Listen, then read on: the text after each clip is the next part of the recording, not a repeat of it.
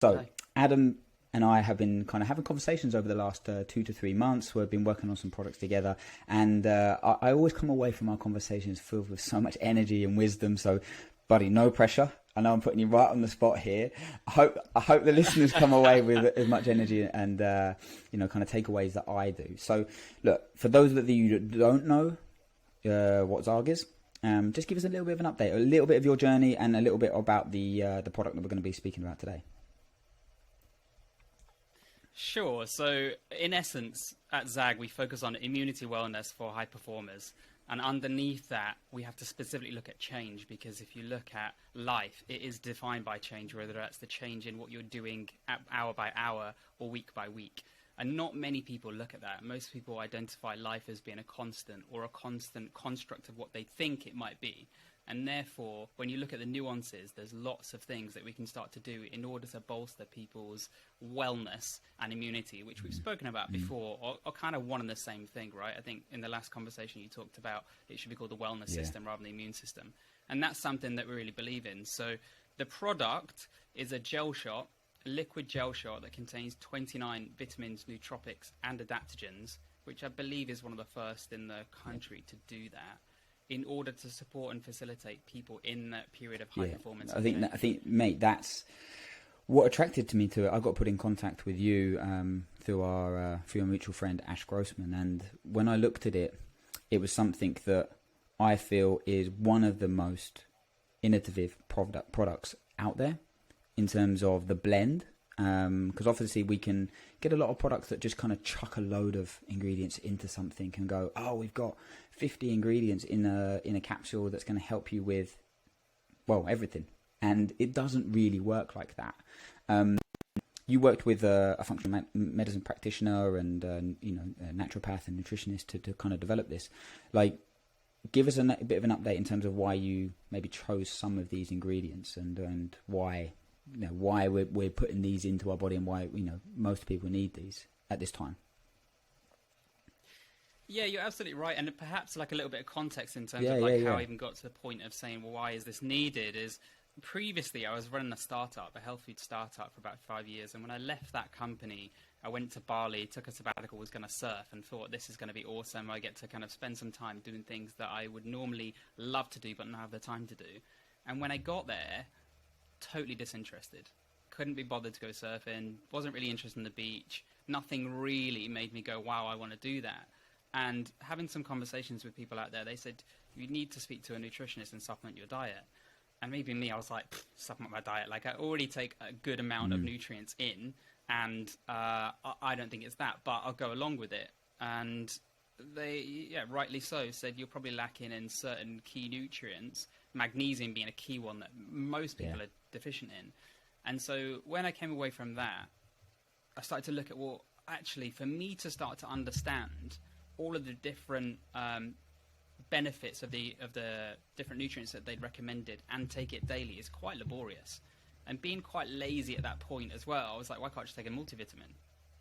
But what I decided to do then was like question, well, how could a multivitamin support me now on the beach in Bali versus 2 weeks ago when I was in the UK finishing off my role running a high-flying startup?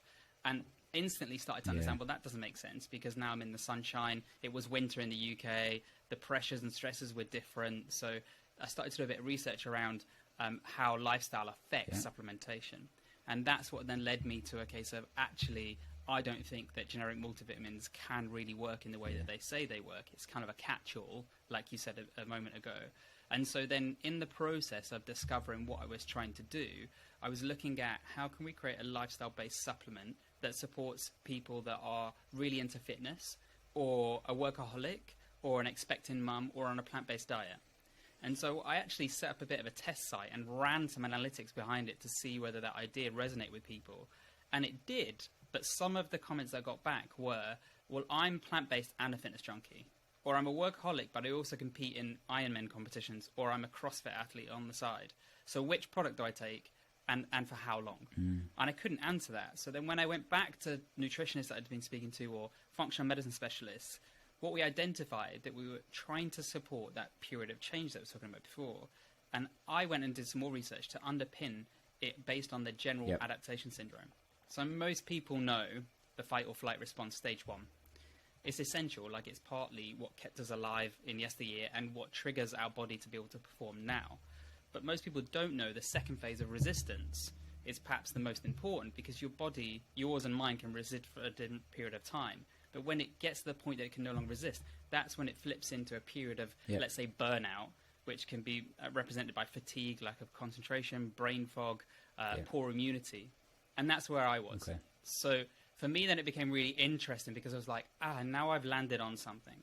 And within that, then it was a case of, well, what's the body likely to receive well when it's in that period of stress or depletion?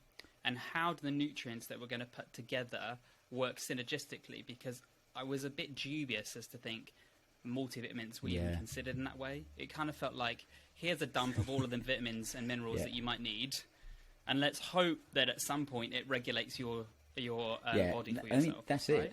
Whereas we kind of flipped it around and said, no, let's specifically say these ingredients are going to help with your brain in terms of your memory, focus, concentration.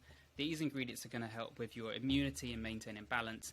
And these ingredients are going to support energy, recovery, stamina, etc. I think that's that's an amazing insight into how it developed. And I think you touched on a couple of things there. Like the multivitamin these days is one thing that people just go, I'm taking a multivitamin as an insurance policy.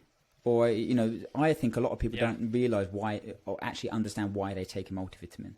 They just do it because they do it. It's what you're meant to do, apparently. And the ingredients in a multivitamin are, like you say, there's a kind of broad spectrum: vitamin C, B vitamins, a couple of trace minerals, and that's it. And it's compacted into this hard horse-style tablet, and the absorption rates, the assimilation rates are extremely low. They've been proven to be really low. And also, I think most multivitamins are one tablet. So what attracted me to ZAAG was the delivery method.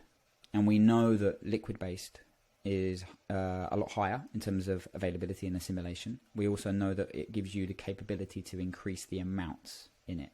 So if you're taking a multivitamin, you probably need to be taking like 8 to 12 tablets to actually get the required amounts that they state on the tablet, which is really, depressing, because you're spending this much money and you're probably not, getting maybe a 10, 12, 15% absorption rate and breakdown. Vitamin C is one of the worst ones. Like, there's a lot of liposomal vitamin C's around now, liquid-based ones, which are really good, but I could say in the capsule format, it's really, really low, which is...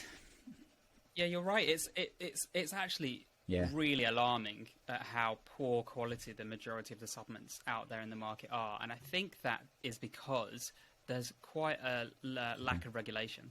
It's almost so close to medicine that people assume that it's been tested and tested and tested in the same way that pharma has.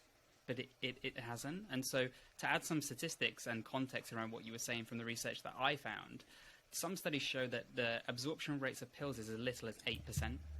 And so when you then start to extrapolate that out, what you can see is why companies say you won't see effects for 2 months. Because when you then put that into the frame of each capsule size can only contain about a maximum of 1.6 grams of nutrient, your absorption of that, let's say it's 10% for easy working, 160 milligrams. Nothing, It's next to nothing of a total amount of ingredient, right? So no wonder. And when you look at it on the other side then, and look at the market and what people are consuming, the majority, about 2/3 of UK adults take supplements daily, and about 55% of those take a multivitamin for that insurance policy. But when I ran some other research, what I found was some other stats which almost created this paradox, right? So about 71% of people in some form said that they supplement their diet. But 69% of people said that they stopped taking them.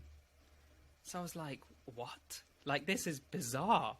So when I started to ask questions as to why that was, people said a few things which really helped to form the liquid-based, high-dose, high-quality supplement that we have, which was, I don't like taking pills.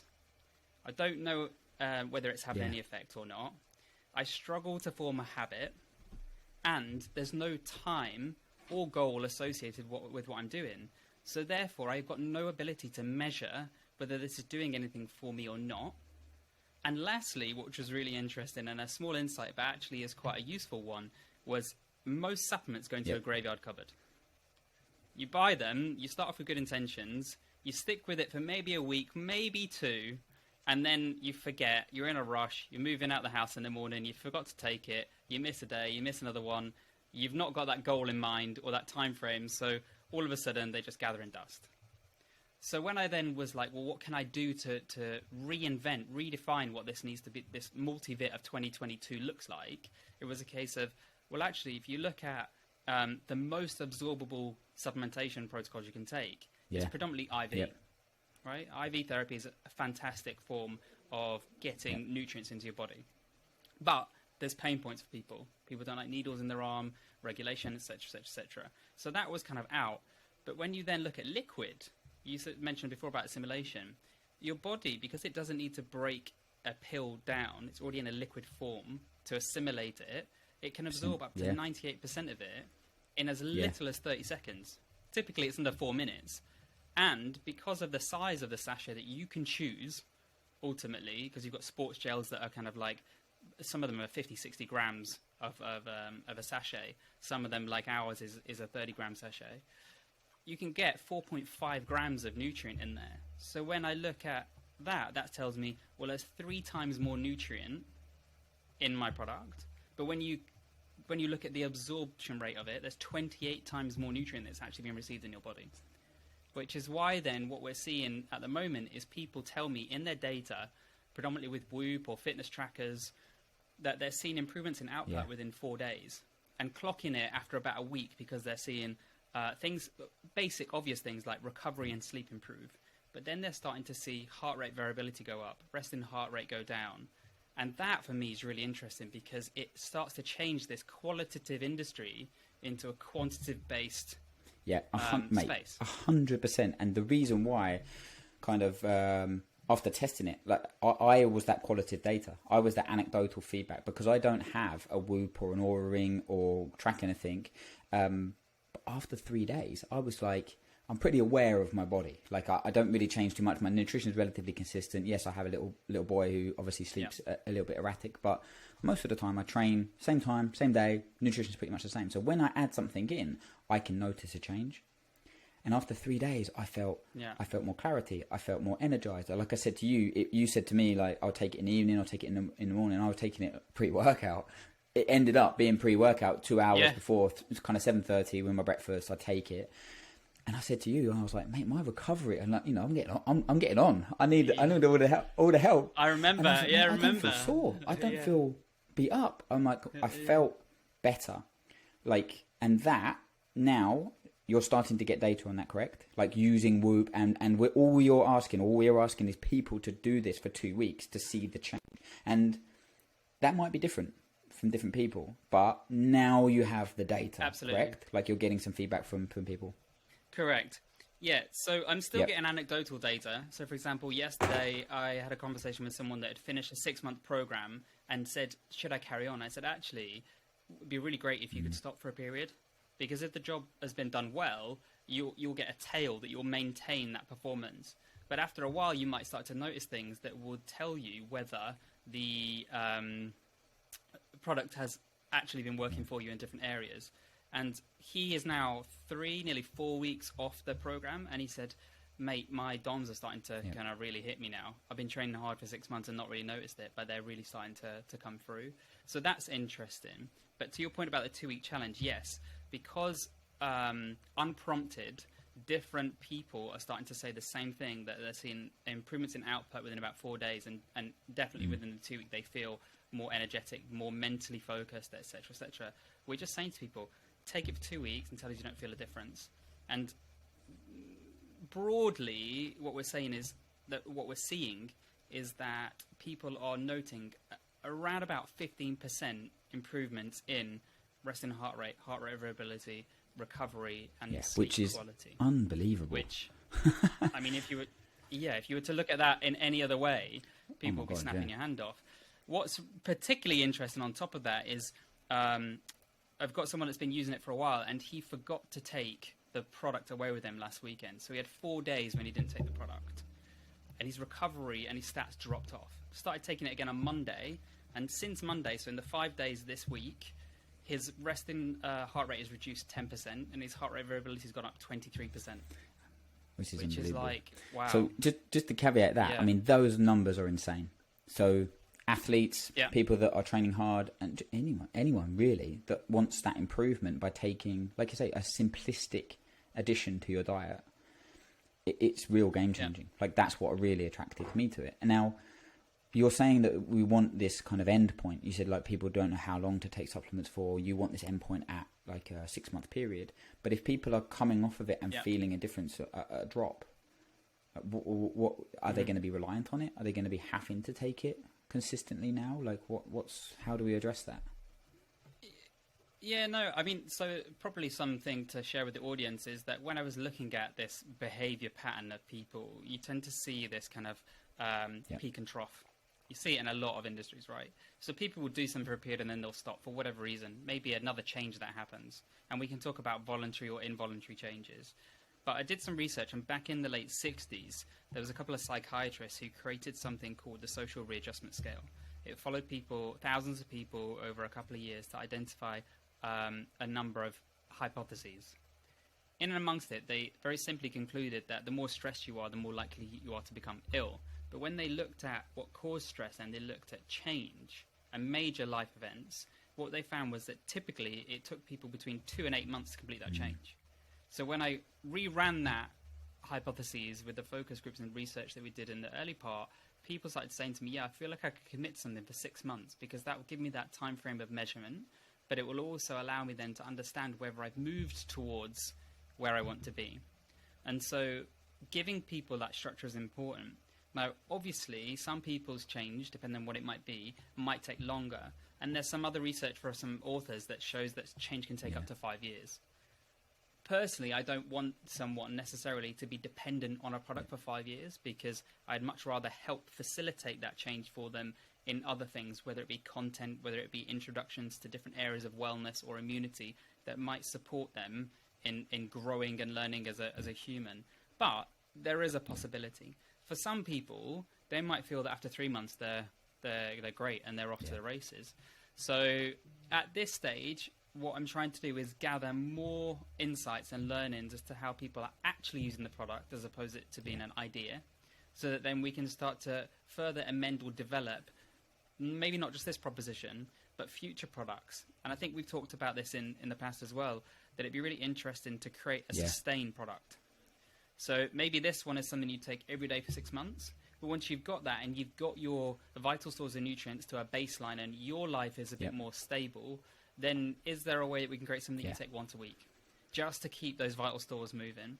So all ideas, we're super green as a business. We're less than a year old. But that's definitely the direction of travel to start to say, like, how do we rip up this kind of slightly stagnant market where companies are trying to sell you loads of different products that you don't really know whether you need or want and how they work together. Mate, I think, like you say, a sustained product where once you've made that change, once you've made that leap forward, once you've supported the body systems in a way through a period of change, like you say, that we're not having to always be grinding. You know, you might be training for an event and needing it. You might be going through a stressful period in your life, like work, projects, you know, having kids, like whatever that change period is where stress is heightened or you know, your environment is working against you, then maybe that's where you need to supplement. But like you say, long term, you can go to a sustained product. I think that's game changing. But we also, me and you are you know, going to be working on is instilling habits. So using this as a kind of like, you know, a boost, an addition, but actually can we change and improve the habits along with that? So then when you come off of it, your habits are better, your foundation's better, your baseline's higher. So then you don't require as much support.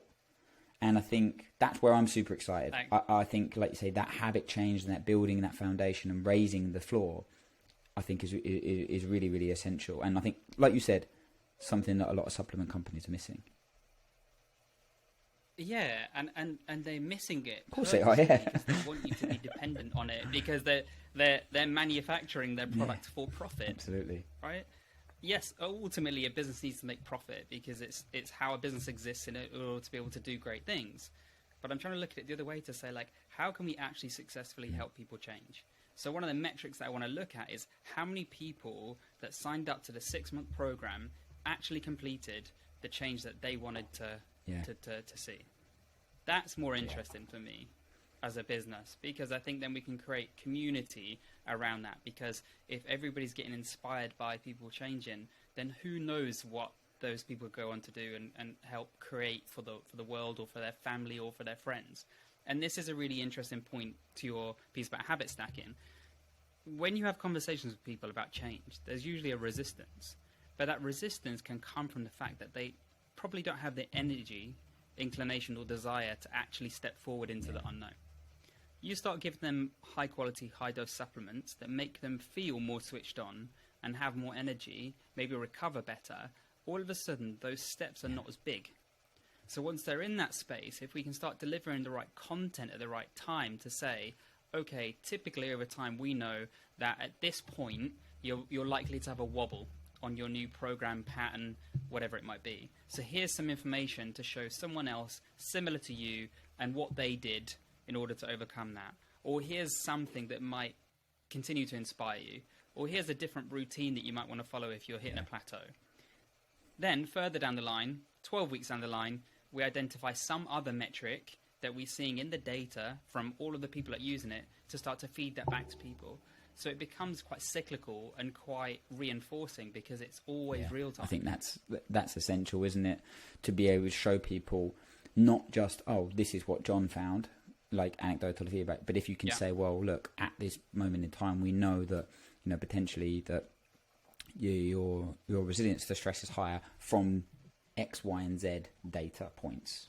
For whether that's resting heart rate being lower for a consistent period of time, whether that's recovery scores from Whoop data, or whether that's heart rate variability, whatever that is, muscle soreness scale. If you're going to track this, like all of a sudden it's trending down, then we can be like, look, we know that these points. I think that's invaluable data, and that takes time to get. But I think it sounds like you're moving in the right direction. One thing that we talk about with clients is the stress cup, and what often people think is like, well, if change is constant, like I'm constantly having to change, like, and supplement, or when do I stop? Like I said, we hopefully we've kind of guided people on when that might be. But what we also need to understand is that there's two ways to reduce like stress on the body. You can either make the stress cup bigger, so the amount that your body can handle. Okay, so when you're first starting training, for example, you can only do a certain amount of exercise before you get sore, fatigued, beat up. Your body's like, whoa. But then you look at people like elite athletes, like especially CrossFit athletes, who can handle 4 hours a day. How have they done that? Well, their stress cup's increased. Their maximal recoverable volume's increased. Now, if we increase your stress cup through supplementation for an extended period of time to provide your body with certain kind of nutrients, so you're treating any deficiencies, helping your body with adaptogens and nootropics to bring your body into homeostasis through a stressful period of time, then your body then can have a bigger stress cup. Or we can use habit-based and, let's say, more education and guidance at certain kind of pain points. Then your, like I say, stress cups become bigger, but we can also reduce the amount of stress in that cup, so we don't overfill it.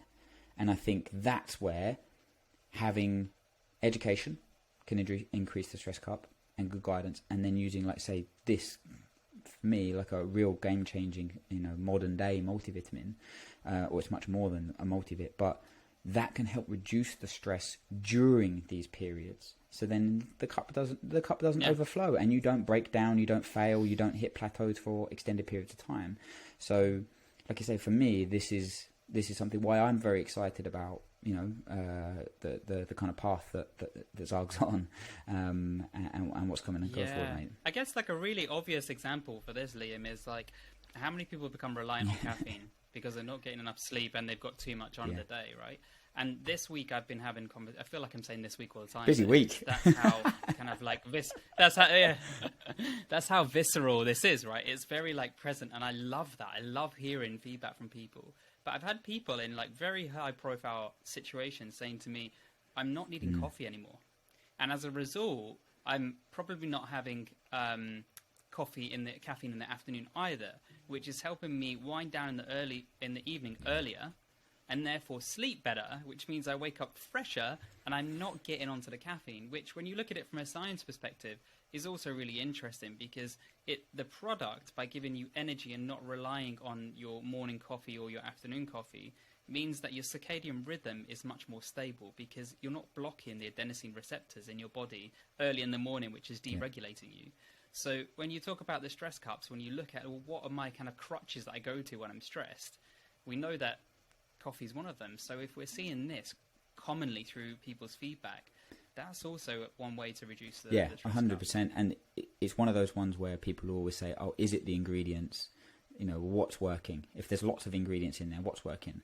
And, it's like you say, it's pretty impossible. It's like identifying a nutrient, isn't it? Like, oh, it's like this helps with X. Well, very rarely do we use isolated ingredients or nutrients. We eat food. Supplements, like say, are combined with other things, and how that, like the synergistic effect.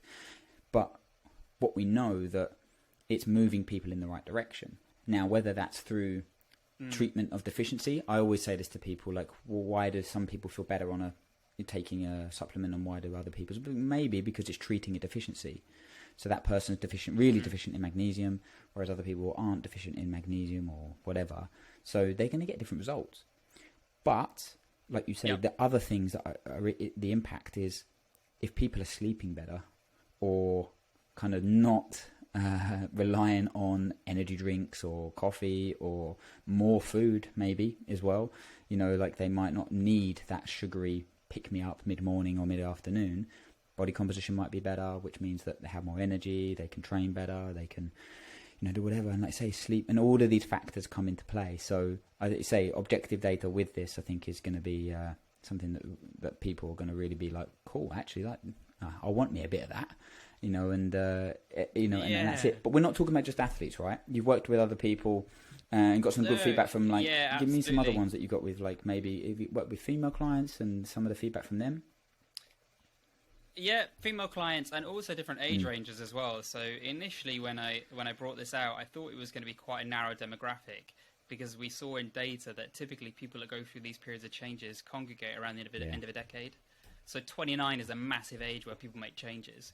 I don't know specifically what it is, but the theory would be that, well, you've had a decade since you left uni or you started your profession, and then you start to reevaluate your life, and you've got loads more pressure on you in terms of, shit, I'm 10 and 30, what do I want to do in my next decade? Plus then the media that are fueling it to be like 30 things to do before you're 30, or 100 things to see before you're whatever. But in actual fact, I've had people all ages picking it up, from early 20s through to their late 50s and early 60s, and people picking it up for things like menopause. And so not long ago, I had some fantastic feedback from a lady who said, absolutely love the product. I'm going to carry on with it. Across the board, it's just helped me. I'm not aching as much. I've got more energy. My mood is better regulated. And so like real critical time in someone's lives, which, let's be honest, it's not an issue isolated to women. It affects all of us, whether it's your mum, whether it's your partner, whether it's your sister. Like, that is an enormous cost when we're not supporting women in these important stages of their life. So super early, so I haven't got loads of data to be able to say, but this is something that, again, with data, I would love to be able to start to see, and then be able to push that out to people to say, like, okay, you want to understand a bit more? Here, have a look at this. I think, I think on that, buddy, on the menstrual cycle and the perimenopause, menopause side of things, the thing is that we often think of it as like definitive, like periods, like, so it's like, right, it's the follicular phase is 14 days, then it's ovulation for 2 days, then it's luteal phase, then it's menstruation, and actually it's quite transient. There's a lot of change within that. Some people's cycles are 45 days, some people's are 20 days, and with perimenopause, I mean, mate, it's basically like just getting a load of balls and just throw them up in the air, and then whatever kind of like comes down is like, well, that's what your hormones are doing. Like, it can be completely random, so some people have really low, some people are really high, and it fluctuates quite significantly around this time. And having something that has adaptogenic properties, I think, I don't think there's too much research we've been looking at it around the menstrual cycle, because it's so individual. Even though we want to kind of pigeonhole it to be like, this is what's happening. When a product has adaptogenic properties, I think there's huge scope in terms of using something like this around these periods, and whether that's during actual kind of premenstrual period when people are feeling symptoms, or whether that's through like I say, a 6-month period and just seeing the change, whether it's like say at certain times of the week. Do you know what I mean? I think that there's a real possibility that this can be something that's going to be beneficial for a lot of females. Obviously, to say we don't have any data at the moment, but people are now, there's lots of tracking apps out there, menstrual cycle tracking apps, and I think women are a little bit more switched on in terms of actually what their cycle looks like, and how they kind of like go through different months, and if they've got that historical data, then potentially adding something like this in, even for 2 weeks over the periods where they feel cramping, bloating, cravings, low energy, fatigue, really struggling with training, potentially it might be something you can be like, okay, well, let me be proactive with my nutrition, adding something like this in and seeing if actually my results change, my symptom tracker when I'm entering it in on my app. Am I going to, because I want to do an N=1. And I think for if any of the females are listening and really struggle with certain kind of, periods of the month or certain periods of the year, maybe it's something to look into. Yeah, I think so. And if anyone's out there that wants to trial it, then they can get in touch, and I'd love to support to see how it works for them, because for me, it's all about learning, because the more we can learn at this stage, the better we can make a product. And I'm not saying that this one product that we have in the market now is the catch-all, but what we might be able to understand is, okay, it's supported in this area, but it's not necessarily supported in this. Yeah. So then how do we amend or develop something that is more specifically created for that purpose? And I think that that's a better way, from my experience, to do things, as opposed to look at the science and write something down on paper and then say, well, this will work, because everybody's so nuanced, and life is so nuanced that that's not always the way. And that can be the same for other demographics as well. We've got some people that are taking it that are running enormous companies or at the top of their game, and the impact on them is also pretty significant, because these type of people don't tend to just be high performers in terms of their professional career, but they're also trying to perform highly in fitness, family, relationships, travel. Like the amount that they go after, the sort of like top percentile, let's say, is enormous. And so whilst sometimes people look at them to be like, oh, I could never do that, there's a real opportunity to learn what they're doing in order to bring that down and across into other segments as well. So I'm just fascinated by it all, to see like how can we actually support people in the lifestyle that they definitely, want. Mate. And I think, like you said, one of the things that attracted me to it was, we're busy. Like you said, you're talking about people there. You're talking about people that run companies, people that got 2-3 kids and trying to train and trying to live and trying to work as well, and trying to be social alongside of these things that really impact us being able to do that. And like we said at the start, like everyone's got a supplement cupboard. If you go and check, I bet there's some stuff there from like 2018 that you're like, my protein did, or Holland Barrett at a penny sale, and you're like, oh, wow, I should really throw this out. But like you spoke about, I heard you speak about this before in terms of taking away or removing that wellness admin. And I think, I was like, love that. I love that saying, because it's like, it's not just a kitchen sink formula where you've just chucked a load of stuff in and gone, do you know what? We got 50 different ingredients in here. There's purpose to the formulation. But removing that wellness admin, I think, is going to help people be consistent. And we know that consistency with supplements, it's like investing. You got to compound. Compound interest is better than just chucking a load of money in a savings account once or twice a year. Yeah, absolutely. And I think that during the pandemic, that was highlighted for a lot of people as well, because on top of just doing life, there was lots of things that they had to manage aside from it. And I don't know about you, like I'm very good at doing the like difficult things, but the small stuff of like, I need to order this, or I need to do that, or I need to send that, or I need to respond to that letter. I can't do it. So like, I really need to push myself into that space. And supplementation, even for me, that's really interesting when it becomes something that, I've got to take 1, 2, 3, 4, 5, 6 items in the morning. it gets put to the bottom of my pile. I'm not going to do it. Like, I will do it for a period, but then I'll start limiting it, and I'll be like, well, I'll just take these 2 or 3 now, and then I'll take them later, because I don't want them all sat in my stomach kind of being broken down. Whereas with the sachet, look, 1 hit, a few seconds, you're done. And if you're busy, if you wake up late, or whatever it is, you can grab it and take it with you, because it's a liquid. You don't need it to wash it down with water or have it with food. It's actually got a fiber content taken from citrus fruit, which also supports and aids digestion, as well as some of the other ingredients in there, like ginger, cardamom, fennel, that are there purposely to support the digestion of the nutrients as they are received in the body. It's like I say, it's amazing. Mate, just wrapping things up there. What's next? What's next for ZAAG? Well, I think at the moment it is a lot about content. You know, when you're changing a category or trying to change the game, obviously you need to give more and more information to people, because people are so used to operating in the same way. So when we were talking about changing habits before, that can only come when you start to give people content to understand what you're doing, why you're doing it, and what the benefits are to them. And coupled with that, then it's doubling down on this data, getting more and more people to try it, where they have got a wearable to be able to kind of like send their data back in and say, yeah, I've seen that, and it's now, and we can say, well, that's corroborated this idea or this result that we've had from someone. And from there on, there's a couple of other things running in tandem with that. We are in the process of getting certified as informed sport. And I know we've spoken a lot about performance in terms of sport and athletes and exercise now, but for me, it's a representation of what we're trying to achieve. So if it's good enough for the elite, if it's good enough for the top sportsmen and women in the country, then it's also good enough for whoever else.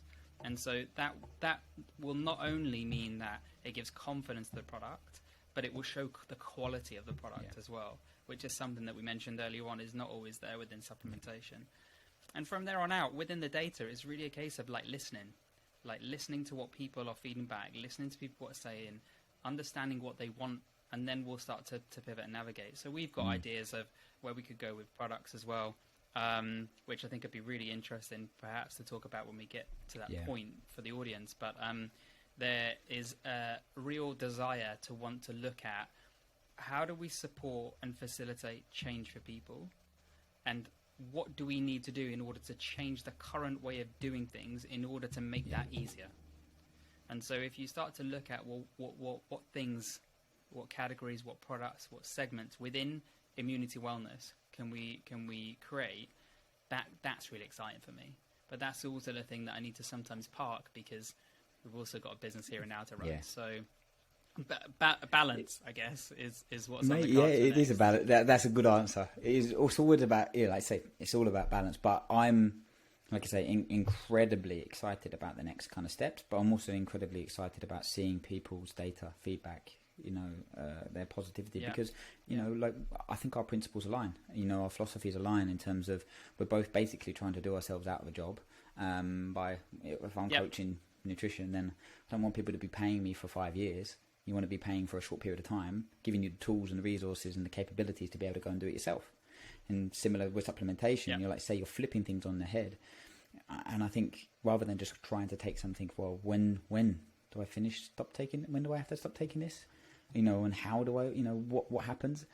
There's clear timelines and there's clear kind of structure. And for me, mate, I think it's an absolutely incredible product. I've been taking it for I think over 3 months now, and it's been I think so.